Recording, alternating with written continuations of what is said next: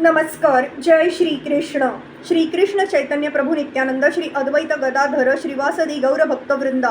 Enunciating text 28, text 29 and text 30 of chapter 5. Vidur talks with Maitreya of 3rd canto, the status quo of Srimad Bhagavatam. Text 28. So apyam च गुणकालात्मा भगवद दृष्टि गोचरः आत्मानं व्यकरोदात्मा विश्वस्यास्य सिसृक्षया. Thereafter, the Mahatattva differentiated itself into many different forms as the reservoir of the would-be entities. The Mahatattva is chiefly in the mode of ignorance and it generates the false ego. It is a plenary expansion of the personality of Godhead with full consciousness of creative principles and time for fructification. The Mahatattva is the via medium between pure spirit and material existence. It is the junction of matter and spirit wherefrom the false ego of the living entity is generated. All living entities are differentiated parts and parcels of the personality of Godhead. Under the pressure of false ego, the conditioned souls, although parts and parcels of the supreme personality of Godhead, claim to be the enjoyers of material nature. This false ego is the binding force of material existence. The Lord again and again gives a chance to the bewildered conditioned souls to get free from this false ego, and that is why the material creation takes place at intervals. He gives the conditioned souls all facilities for rectification of the activities of the false ego, but he does not interfere with their small independence as parts and parcels of the Lord. Text 29.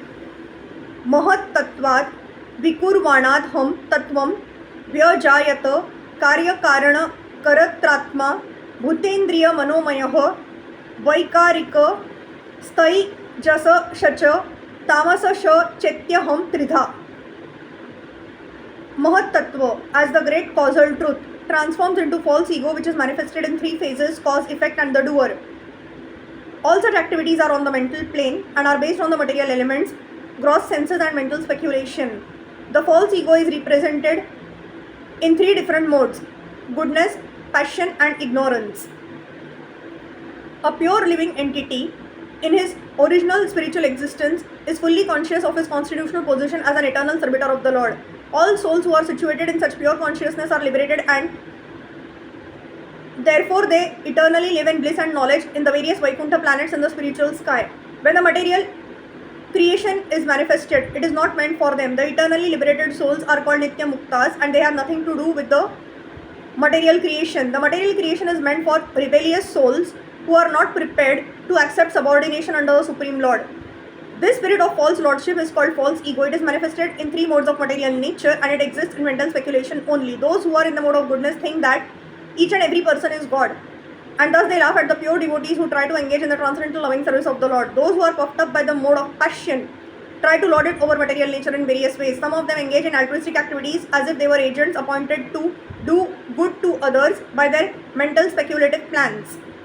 Such men accept the standard ways of mundane altruism, but their plans are made on the basis of false ego. This false ego extends to the limit of becoming one with the Lord.